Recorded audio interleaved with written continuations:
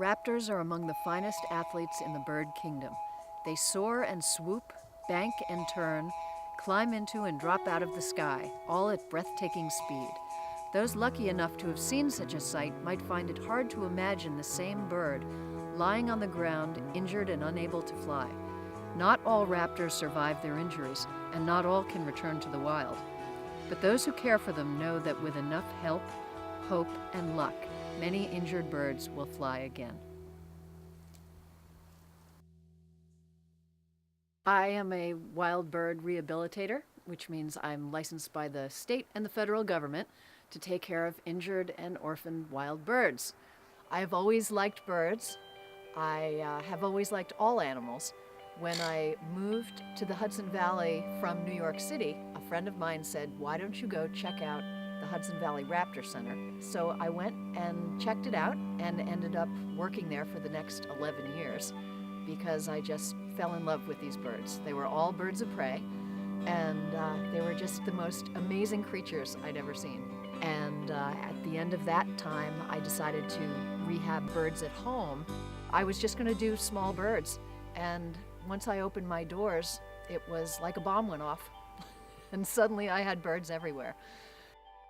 Funnily enough, the one type of pet I didn't have when I was a kid was a bird, but I had dogs and horses and gerbils and rabbits and geckos and snakes and you name it, but I didn't have any birds, and maybe I'm making up for it now. This is a red-tailed hawk. This one was lucky, and somebody found him on their lawn, and he came to me. People find me in various ways. All roads lead to me when it comes to birds around here. Probably either tomorrow or the next day, he will go to my friend's place in Brewster. My friend has a really big flight cage. My name is Paul Kupchak. I am the director of the Green Chimneys Wildlife Center in Brewster, New York.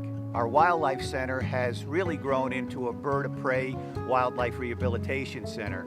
In the course of any given year, we rehab close to 80 different raptors from all over the tri-state area. One of the wonderful things that we have here at the Green Chimneys Wildlife Center is this very large flight cage. Over the years, we've had rehabbers from all over the tri-state area use the cage. One of the wildlife rehabilitators who I'm quite friendly with and worked with for many, many years is Susie Gilbert. About a week ago, Susie asked if she could bring 2 immature red-tailed hawks that she was caring for this late summer and see if they would be ready to be released. Both birds are gaining strength. Now we've got to make sure that they can catch wild quarry, and probably going to release these birds in the next couple of weeks. Susie did a really good job, and we're happy to have her birds here, and hopefully this story will have a real nice ending.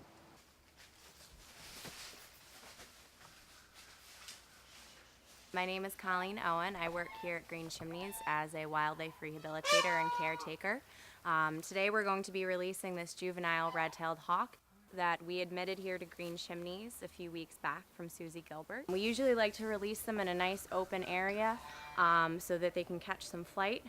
Usually the first thing that they do is try and find a tree and calm down and get themselves oriented. So we're going to head down to Rossfield to do that. This area is actually a really good natural habitat for red-tailed hawks. They're very common around here, so we're hoping that once we release him, he can get situated, find a place to hang out for the day, and hopefully get some food in his belly. And here we go.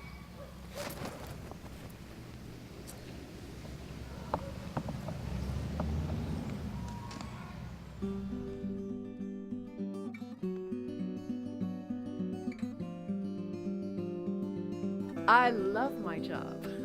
I do love my job. I love these birds. I think they are absolutely the most magical things on the planet, and I can't get enough of them. There are so many things that stand in their way of survival, and it's really nice to be able to help them out when they need to.